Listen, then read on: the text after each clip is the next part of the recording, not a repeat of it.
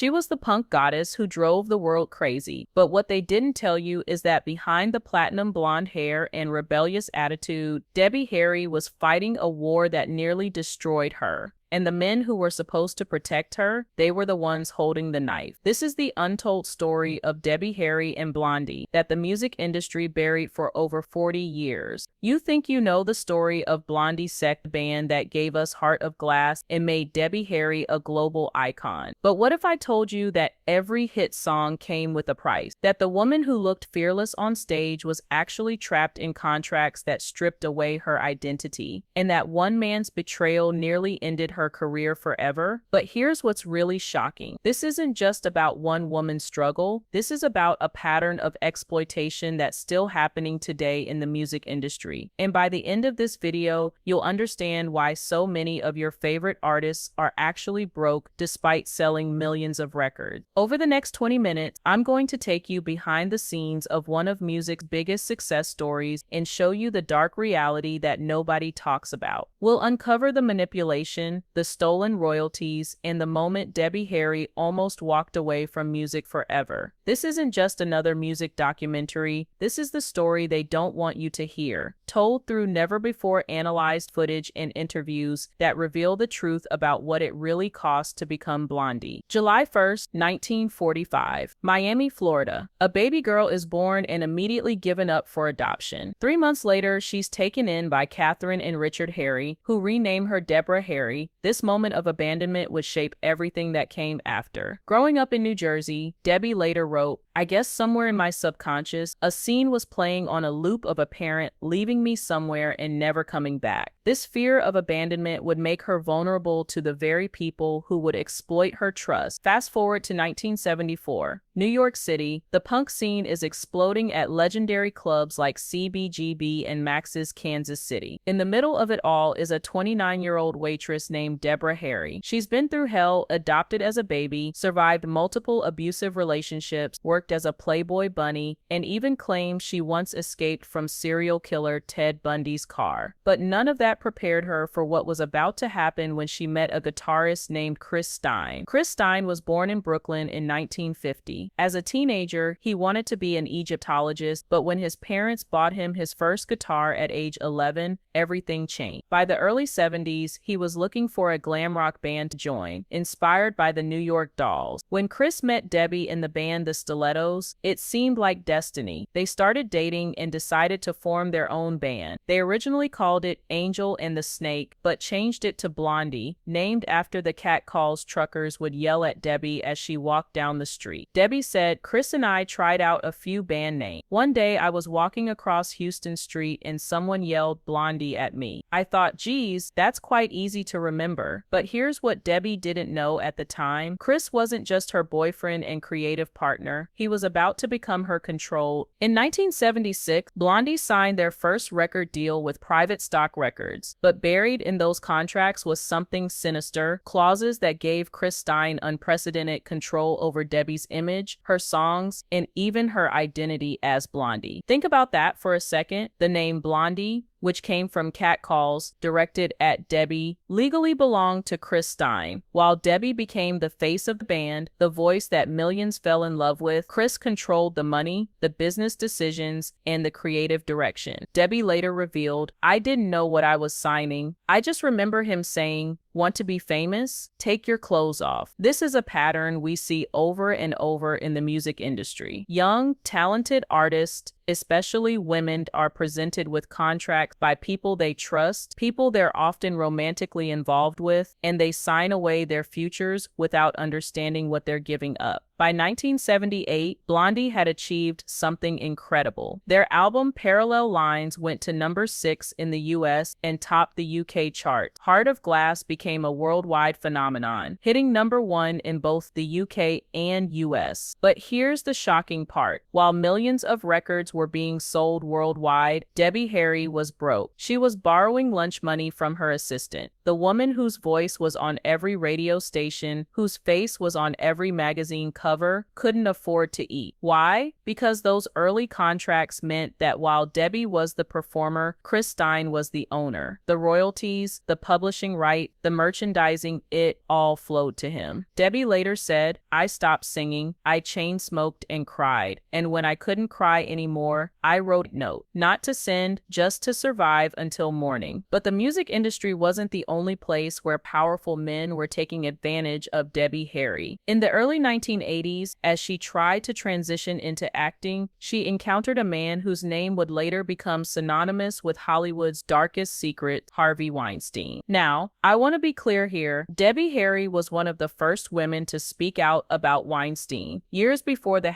#Me Too movement made it safe to do so. According to Debbie's account, she was invited to a hotel room to discuss a film project. She knew the game. She wasn't naive about Hollywood's casting couch culture, but she thought her reputation as a tough punk rocker would protect her. She was wrong. Weinstein emerged from the bathroom wearing only a towel. He looked at her, she later said, like I was merchandise. When she stepped back and said she wasn't comfortable, his response was chilling. "You don't get it, do you? This is Hollywood, honey. Here, if you don't kneel, you disappear." Debbie turned and left the room, but she didn't leave as a winner. She left knowing her career had just been damaged. The next morning, she was cut from the film project. A week later, her television show was canceled without explanation. A month later, her record label sent a letter about temporary suspension of collaboration. No one spoke Weinstein's name, but everyone knew. Just one nod from Harvey, and the whole industry would back away from you like you were contagious. Debbie later reflected, "I wasn't touched, but my dignity was stripped away. I wasn't raped with hands, but with power and a look." This is the reality that countless women in entertainment have faced, the choice between submission and career suicide. And for Debbie, who had already signed away her musical rights, losing Hollywood opportunities meant losing one of her few remaining paths to financial independence. By 1982, Blondie was at the height of their success. They had multiple #1 hits, sold out world tours, and Debbie Harry was one of the most recognizable faces on the planet. But behind the scenes, everything was falling apart. Chris Stein was diagnosed with pemphigus, a rare and potentially life-threatening autoimmune disease. His skin was covered in painful blisters, and doctors weren't sure he would survive. Debbie faced a choice that would define her character. She could continue her solo career, finally break free from the contracts that had trapped her, and let Chris deal with his illness alone. Or she could sacrifice everything to take care of the man who had controlled her life. She chose love over freedom. For the next 5 years, Debbie put her career on hold. She became Chris's full-time caregiver, nursing him back to health while their debts piled up. They were forced to sell their house to cover medical expenses and the band's accumulated costs. During this time, Debbie also struggled with her own demons. She admitted to using heroin to blank out parts of her life that were too hard. The stress of caring for Chris, combined with their financial problems and her own health issues, pushed her to the breaking point. But here's what makes this story even more heartbreaking. While Debbie was sacrificing her prime years as a performer to save Chris's life, a new generation of female pop stars was rising. Madonna, who had clearly been influenced by Debbie's style and attitude, was taking over the spotlight that Debbie had vacated. And when Chris finally recovered in 1987, he left. Not just the relationship, he took everything. The rights to the Blondie name, the master recordings, the publishing right. He walked away as if Debbie had never existed, as if she hadn't just spent 5 years saving his life. Debbie later said, "He didn't kill me with his hand. He killed me with silence and a gaze cold as stone." At 42, Debbie Harry found herself starting over. No band, no rights to her own music, no money, and a music industry that had moved on without her. Most artists would have given up, but Debbie Harry wasn't most artists. She moved downtown, away from the memories and the life she'd built with Chris. She later admitted, "I felt like I was having a mental breakdown because because of all the stress I was under. But instead of breaking, she began to rebuild. The legal battles were brutal. Former band members sued to prevent her from using the Blondie name. She had to fight for the right to perform her own songs, to use the identity that had been stolen from her. But Debbie had learned something important during those dark years. She was stronger than anyone had given her credit for, including herself. In 1997, she managed to reunite the original Blondie lineup.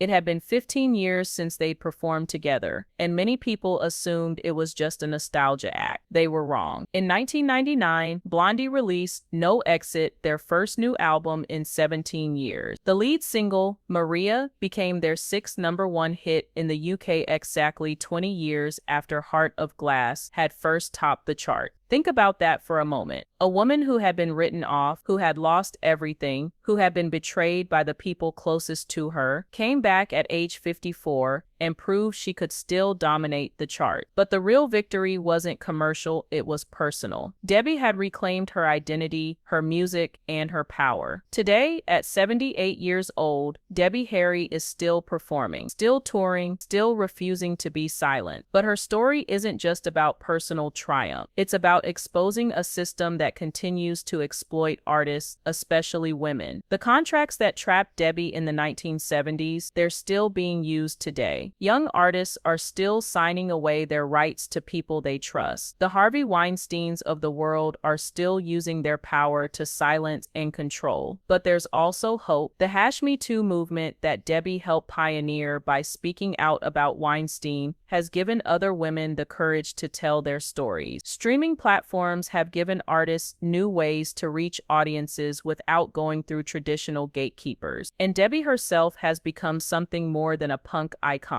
She's become a symbol of survival, resilience, and the refusal to be erased. When you listen to Heart of Glass now, you're not just hearing a great song. You're hearing the voice of a woman who survived abandonment, abuse, exploitation, and betrayal, and still found the strength to sing. That's not just punk rock, that's revolutionary. The next time you hear Heart of Glass or see that iconic image of Debbie Harry with her platinum blonde hair and defiant stare, remember, you're not just looking at a punk icon. You're looking at a survivor who refused to let them win. Her story proves that no matter how powerful the people trying to silence you, no matter how many contracts they make you sign, no matter how many times they try to erase you, your voice belongs to you. And sometimes that voice is strong enough to change the world. If this story opened your eyes to the dark side of the music industry, you need to watch this video next, where I expose the contracts that are still trapping artists today. And if you want to see more untold stories that Hollywood doesn't want you to know, subscribe and hit that notification bell. Because the truth, it's always worth fighting for.